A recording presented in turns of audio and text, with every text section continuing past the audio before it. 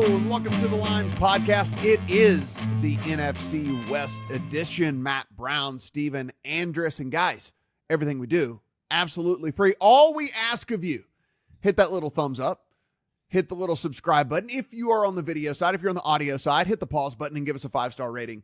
Maybe even a review in there. Help us climb the charts. Stephen, we are going to head into a division I know near and dear to your heart as the team that you root for the most in the San Francisco 49ers do reside here. But look, let's start at the bottom. And I think it's easiest for us to start at the bottom because we can kind of talk about this Arizona Cardinals team as not just the good thing about this is we don't have to talk about them as to what is an upside for this team. None of that. We just talk about how bad is this team going to be. It's going to be one of the worst teams in the NFL. It is projected to be the worst team in the NFL. We are talking odds. And guys, I'm not kidding.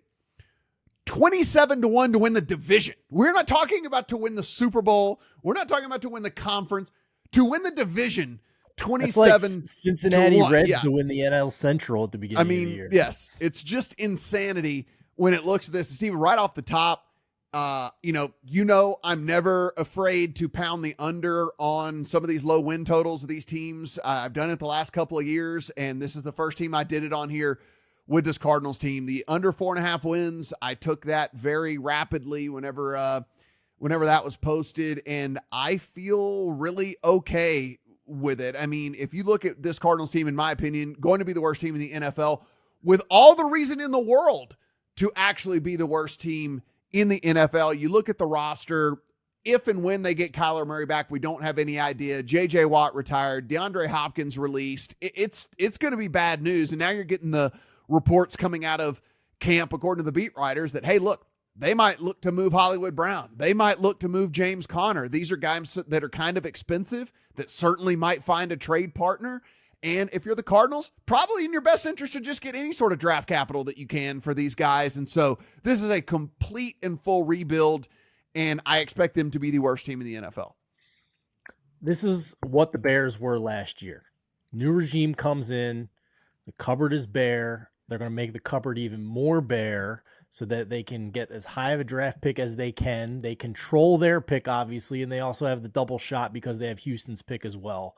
And then by doing that, you also clear up a ton of cap space over the next couple of years as well. So I agree with you here. And if you look at it from a schedule perspective, Matt, it doesn't help either that the NFC West cross-division opponents this year are the NFC East and the AFC North, which is no picnic when you talk about divisions with depth. When you and the Arizona Cardinals, their crossover games are where it's manageable. Atlanta, Houston, and Chicago, although they're more than a field goal underdog in that game right now against Chicago. Holistically with this schedule, I might be right there with you, maybe pounding some alt unders on this team, because if you look at the schedule, the lines are out for every game for every team this year at a lot of these sports books. You can find them under the NFL tab at TheLines.com if you want to browse them. But out of 17 games, they're not favored by 3 or more points in any one of them. And they are the underdog by 3 points or more in 14 of their 17 games this year. That's how low they are rated in the NFL. The only toss-up game, so to speak, where it's less than 3 points on the spread, games against Atlanta, Houston, and the Rams. So that's the only toss-up games, and we take the market at its word right now, which can be dangerous in the preseason, but we know how bad this roster is. PFF has them as the number 32 roster in the NFL. Sharp Football has their defense in the bottom 3 for both front 7 and secondary. The offensive line is not in the top 24. So under 3.5 wins plus 150, under 2.5 wins plus 320. Yeah. All of that looks in play to me right now. I think it's very, very possible. I think we could be looking at a 1-win team. And again, the incentive for them, the later they get in the season to win, continues to decrease, as you brought up. Listen, and to bring back Kyler Murray too. Right. And that is where I was going with this, is because what this will do, and listen, I actually think the Cardinals are in a great position so long as they follow through with being the worst team in the NFL, because what you have here is you have Kyler Murray that may or may not be your future, you at least will then have that decision to make as you move forward. But if you hold the number 1 and number 2 pick in the draft, you have Caleb Williams coming out. Maybe Drake May ends up being the Joe Burrow of 4 years ago, and he ends up being the guy that everyone ends up coveting instead of Caleb Williams. Whatever it might be, you are going to put yourself in a position to decide, do we move forward with Kyler Murray? Do we trade Kyler Murray for even more draft capital? And now we have the 1 pick, the 2 pick, and maybe another pick to go along and completely rebuild this franchise with the Cardinals. And so for me, I see the further the season goes on, Stephen, look, the players are always going to play to win. The front office does not have to put them in the best position to win.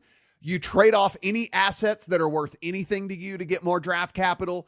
You probably go to Kyler Murray and you say, hey man, look, we're 0-8 or whatever. We're 1-9. There's no point in bringing you back and risking stupid injury. Let's not even worry about it. Let's just focus on next season. And then you keep him healthy in case you need to deal him, in case you want to deal him. I just think that there's so much incentive for this team to be bad. And on top of that, it certainly helps whenever you have one of the worst rosters, if not the worst roster in all the NFL as well.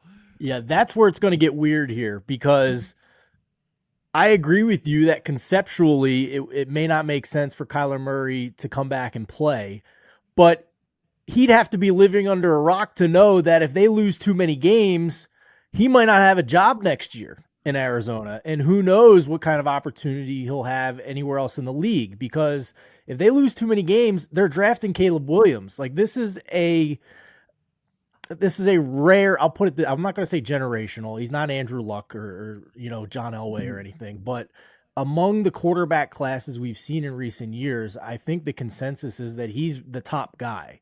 He would have been drafted ahead of Kyler Murray if they came out in the same year. That's how high of a grade it seems the draft community has on Caleb Williams. So you have the interesting dynamic here where he's probably going to want to play to try and save his job. And I don't know if he's going to be allowed to. Guys, listen, like I said, I'm already on the under. I think the alt unders are fine. If you bet any of these like exact orders, always have the Cardinals last place in that division. If you bet any of those, if you make any of those type exotic bets, anything like it is fade the Cardinals, fade everything about this team, because there's real true incentive here to be bad. And honestly, I think that's good for, if you're a Cardinals fan, I know this sounds bleak if you're watching this, but it's actually great for your organization. Like, it would be unprecedented if you had the number 1 and number 2 pick in the draft. If you did decide to keep Kyler Murray, those 2 picks are going to be worth everything. I mean, like, for people to get up and get those picks, or if you decide to move on, you're still able to take the best quarterback, the guy that you want, and that number 2 pick then becomes incredibly, hugely valuable. So again, you're in a good spot in my opinion, but you just have to follow through with being the worst team in the NFL. So Stephen, let's move on then. So we go to a team that I believe also has a lot of incentive to be bad, and honestly, it doesn't hurt too bad that their roster is pretty terrible too, which is the Rams. And the Rams sold out to win the Super Bowl. It worked, but as part of the sellout, they got into cap hell. They got into a lot of positions where they weren't able to go and be very active in free agency because they didn't have the money to do it. They have a bunch of expensive veteran contracts for guys that are running kind of towards the end of their career, namely Matthew Stafford. So you look here, you can find a 10-1 on them to win the NFC West. I'd love to hear your opinion on this. I have this division as a 2-team division. I see zero path forward for the Rams to win this division outside of just catastrophic injuries on the 49ers and the Seahawks side of things. And even then, I don't know if it would be enough for the Rams to do it. Now there's reports coming out already that Aaron Donald could be on the trade block if they come to the trade deadline and the record is so bad, they can at least move away from his giant contract and try to rebuild kind of same fashion that the Cardinals. Because remember, the other thing about this Rams team, they gave up all their picks. So they don't have any picks either. It's hard to rebuild if you don't have any picks. So you have to start moving assets if you want to rebuild. And therein lies some of these guys that you go, why in the hell would they trade Aaron Donald? Why the hell would they trade Cooper Kupp? Well, because they don't have any picks. And so you can't rebuild if you have no picks. And so another team that I expect to be very well towards the bottom of the league in just about everything, and wouldn't surprise me if they do have to move on from some of these really good players, but the only way that they can ever try to get back to where they want to be is to get rid of them. From a schedule standpoint, the crossover games are against the Saints, the Packers, and the Colts. Average, we'll call that. I agree with you. I think they're one of the worst rosters. I think maybe only the Cardinals are the worst roster overall. They do still have some top-level talent. I mean, when healthy, Matthew Stafford to Cooper Kupp's a pretty lethal combination, and Aaron Donald's still on that line, although, again, the rumors that maybe he gets traded at the deadline. This is a team, to me, that I don't want to make any strong conclusions or go and run to bet right now just because of the way their schedule sets up. Their over-under is 6.5. It's juiced to the under. They're only projected to be a 3-point or more favorite in one game this year. You guessed it, against the Cardinals. They are projected to be a 3-point or more dog in 7 games this year.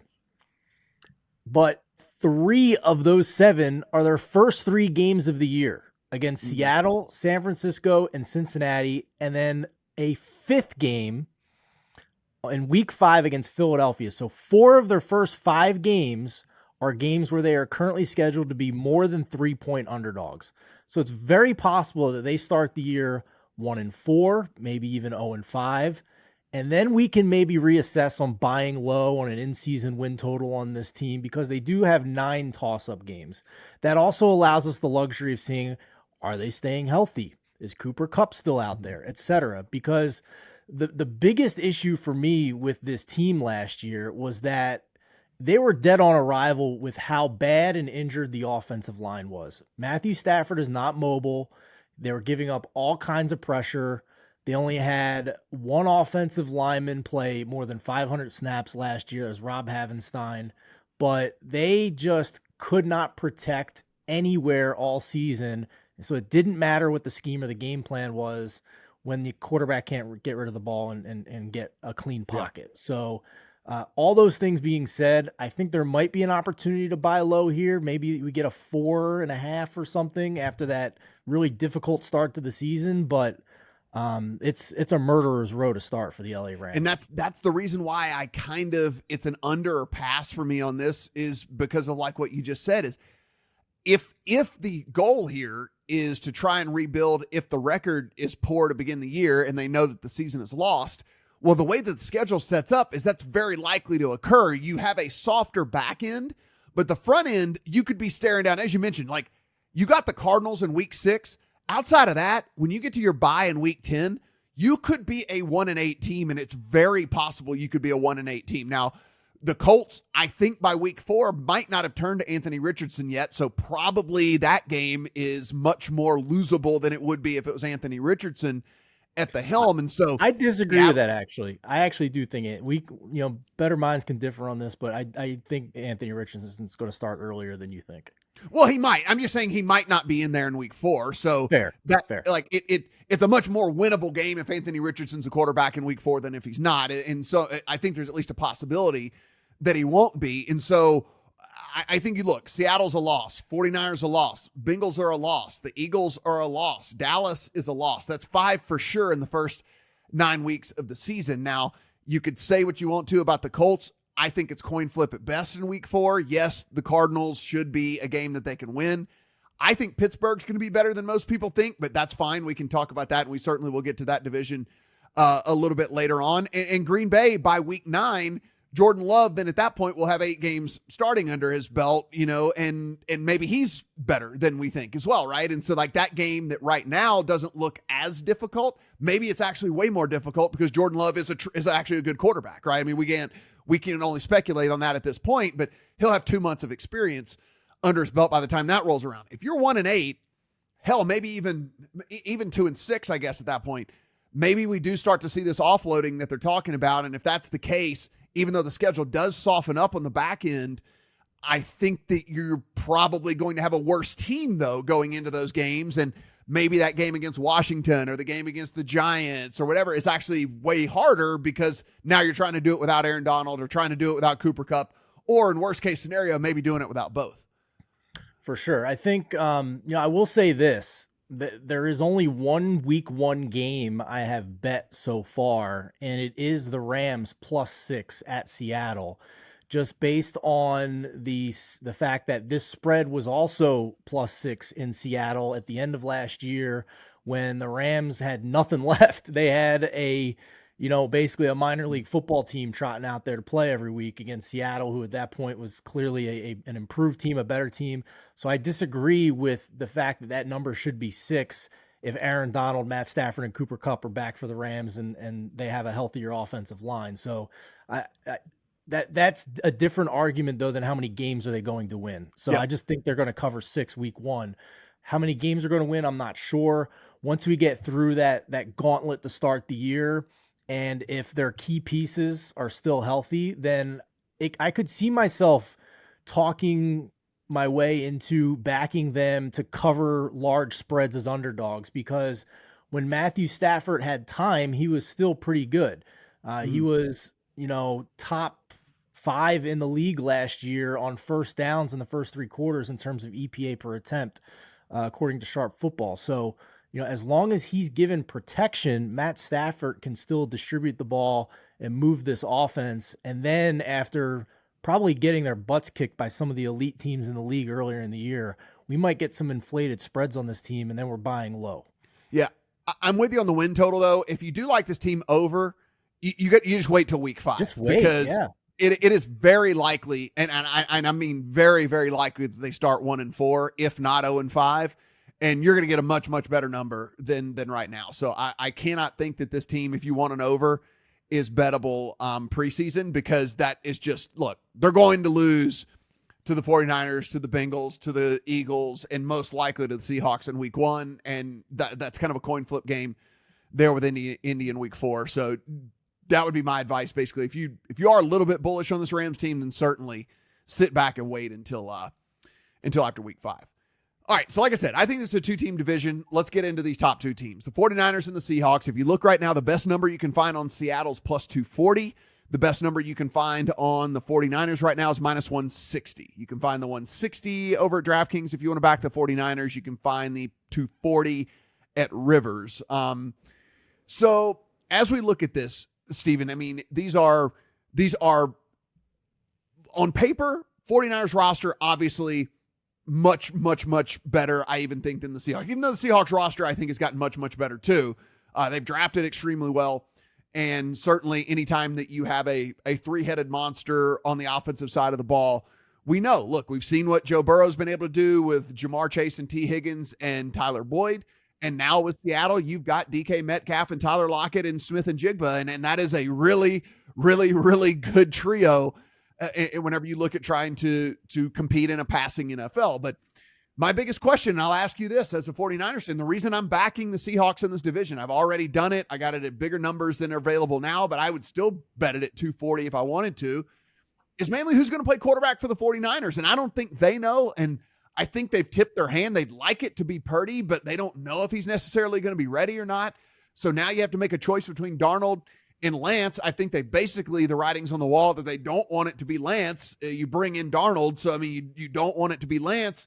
So are we going to be looking at a 49ers team that at least, let's call it in the first month of the season, might be led by Sam Darnold? And if that's the case, how much damage and or damage control do you think he can do?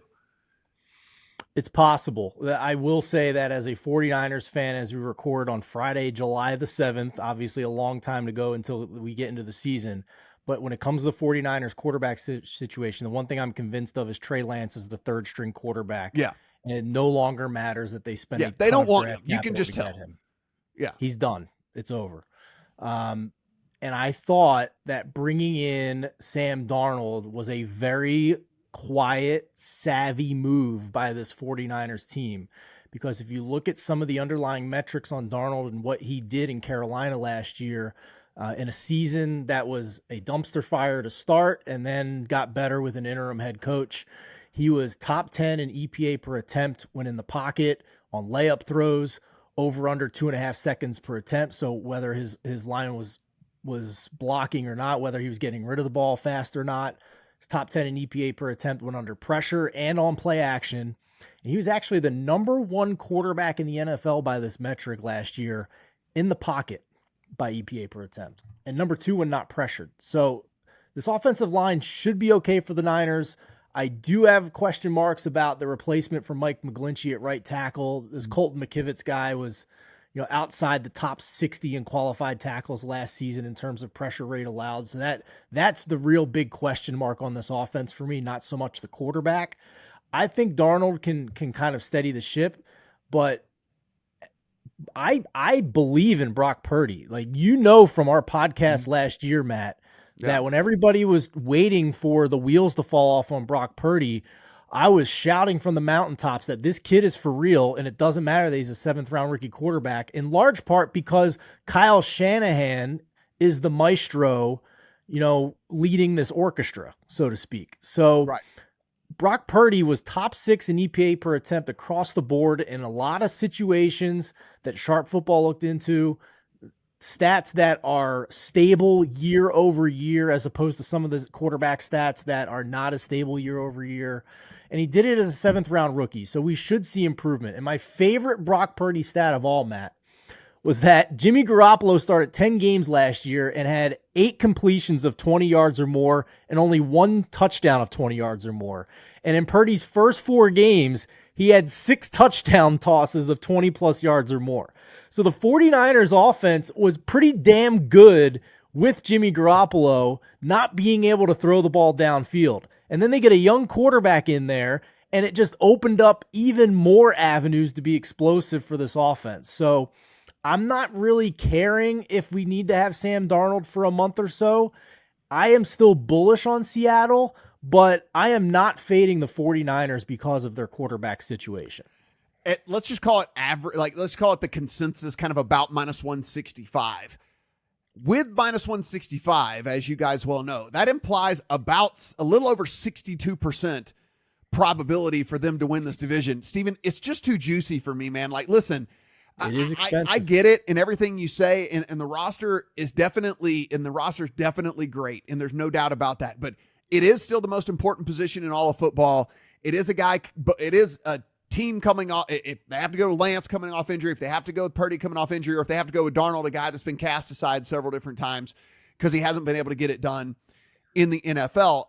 I do look at it from a standpoint of, if it is Purdy, while I do agree with you that I think the kid's got some game, we now have, though, an entire offseason for these defensive coordinated wizards to look at tape, get tendencies, try to figure ways out to counterbalance. Because, listen, he wasn't supposed to play. He was on no one's radar. No one even they probably couldn't even find tape of this guy if they had to. Who are you going to take away? How are you going to take away McCaffrey, Debo, Kittle, and Ayuk? How are you going to take them all away? Yeah, that's the other thing here, man. Well, listen, like I said, the roster is fantastic. Like I said, the roster is fantastic. I'm not going to argue with you on that. I just think that, 62% win probability for this team, I think, is just a little bit too high. If you do look at Seattle, right, I already mentioned what they have just from a wide receiver position. I think under the radar last year, I think everyone knew Geno Smith was good. I don't think they realized that he was the 9th rated quarterback according to Pro Football Focus in all of the NFL. I don't think that maybe Kenneth Walker gets the respect that, outside of the fantasy community, because they know how good he was whenever they had him if he was on their fantasy team. But outside of that, I don't think he really gets the credit that he deserves. It's a pretty good offensive line. Now, they could certainly be better, but it's good enough, I think, when it comes to it. And if you look on the defensive side, what we've gotten is, it is certainly no Legion of Boom, Stephen, by any stretch of the imagination, but they have now built a roster over there on the defensive side of the ball that is very, very competent, and specifically competent in defending the pass, which is, we're in a passing league now. We have moved into that. So I do think that Seattle is going to be a team to be reckoned with. And more than anything, it's just the odds. And now it's come down. It's been a popular bet. A lot of people, you were getting over 3-1 on this team at one point in this division. It's now down. Like I said, the best one you can find is plus 240. But I just think the price attached to the Seattle team, given the little bit of uncertainty that we do have at the quarterback position for the 49ers, and yes, the roster is way better for the 49ers, but this roster's on the up and up too for Seattle. I do like this team from that aspect, but the other way I think you could play this team, Stephen, you could probably put in a flyer on Pistol Pete on Coach of the Year.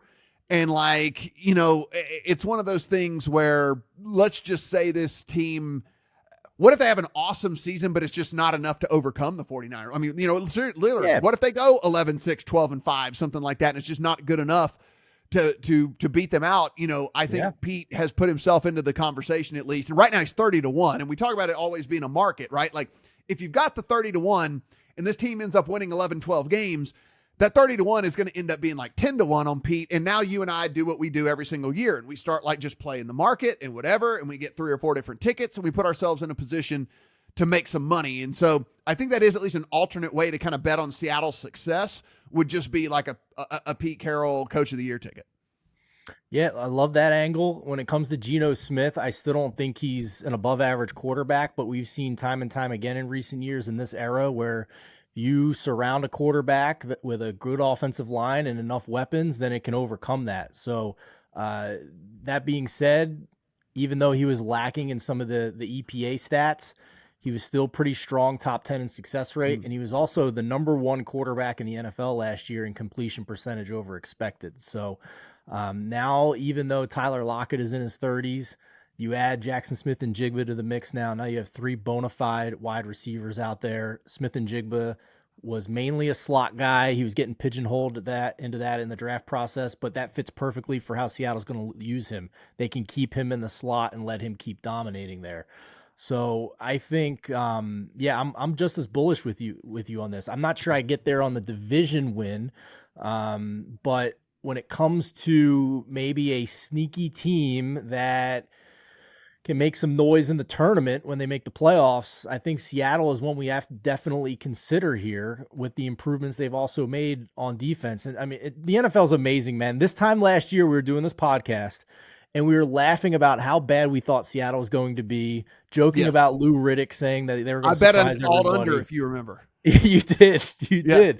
So, I mean, major hats off to this organization with what they've accomplished after trading Russell Wilson. It's truly amazing. But if you look at their schedule, I just want to do a word of warning before everybody just goes running out and betting the over on this team, which is already juiced to minus 140 if you want to bet the over 8.5. So to get any good odds, you're going to have to do a 10+ win bet or over 10.5 wins. If you look at the schedule, they do have 5 games where they're favored by 3 points or more right now, but they have 9 toss-up games, and 4 of those 9 toss-up games are against Philadelphia, San Francisco, Baltimore on the road, and Detroit on the road. So if you think those are games that they're maybe more likely to lose than to be a toss-up game, now they need to win all 5 of their games that they're projected to win. And they also need to win 4 of their 5 remaining toss-up games to get to that 9-win number. So the schedule looks kind of sneaky tough on paper with some of the opponents they have and the crossover games that they have and the divisions they have to face there. So I would just consider that before rushing out and just automatically assuming that the Seattle's going to be an over 500 team when you have to pay minus 140 juice on it. As far as the long-term stuff for the 49ers, guys, for me, I think if you are bullish on the 49ers, one thing that works in your favor is that the Eagles are also in the conference, because the Eagles are going to be awesome no matter what. I mean, like, there's just no scenario under which that they're not going to be really, really good. And so, Stephen, I don't think you have to bet like a 49ers to win the NFC ticket now. I think the odds are going to stay relatively the same for a little while, and you can actually get a few game sample size and figure out what they're going to do at the quarterback position. Is it working? Like, what's that translating to and all that? Like, they're not going to instantly become the favorite and you missed out on the best number, because the Eagles are likely to win 12+ games this year. And so, like, it's one of those deals where I think it works in your favor if you do want to take a position on the 49ers. I don't think you got to rush to do it. I think you might be able to take 3 or 4 games and decide where you want to go with it from there. And I think that works in your favor a little bit. The Niners have kind of gotten off the slow starts in recent years too. Let's not forget that. They overcame it last year with 10 consecutive wins to close out the regular season, despite again being one of the 10 most injured teams in the NFL last year. They can't seem to just escape that at any point if they do look out. But at one point, this team was 3-4 last year, and they lost that weird game in Chicago. They open up against Pittsburgh this year, who's going to be feisty. So, you know, there have been multiple buy low opportunities in recent years midseason on the San Francisco 49ers, just trusting that they're going to get to their ceiling. Even if they do lose this division, like you've bet on, this is still a team that can come out and make a ton of noise in the postseason. For sure. So, last note for me on the Niners, Matt, just looking at the schedule one last time. with the over-under at 10.5 now, there's a ton of juice on the over. I did bet it at -120, but that's not helpful to anybody right now. So you got to look at alt win totals here, I think, for the Niners. 12 wins is +135. Over 12 wins is +240. The schedule lines up kind of nice for them if you trust the rating, if you trust the preseason rating for them, because of their 17 games, they're going to be right now a 3-point or more favorite in 10 of them. So if that's the baseline, 10 games where they're going to be favored by 3 points or more, you don't need many of those toss-up games. There's 7 toss-up games. You don't need many of those toss-up games to go your way to get to that crazy alt over 12.5 wins at +240. So just saying. Super fascinating division. I do think that there's probably only 2 real contenders in this one. But that being said, it looks like, listen, if you get a ceiling season out of the Seahawks and you get just what is expected out of the 49ers, it could be an actual race to the very end. So super fun division. Like I said, 2 bets in my account. I do have the under on the Cardinals season win total, and I do have the Seahawks to win this division. So we shall see how that all plays out. Guys, again, everything we do, absolutely free. So we appreciate your support by just making some clicks. That's all we're asking for. If you're watching us on the video side, give us a thumbs up and hit the subscribe button. If this is the audio side for you, then just hit the pause and give us a 5-star rating. That really does help out as well. We are going to continue to rattle through these divisions. Head over to the channel if you want to get the back episodes of all of these as well. For Stephen, I'm Matt. Good luck on all your NFL bets.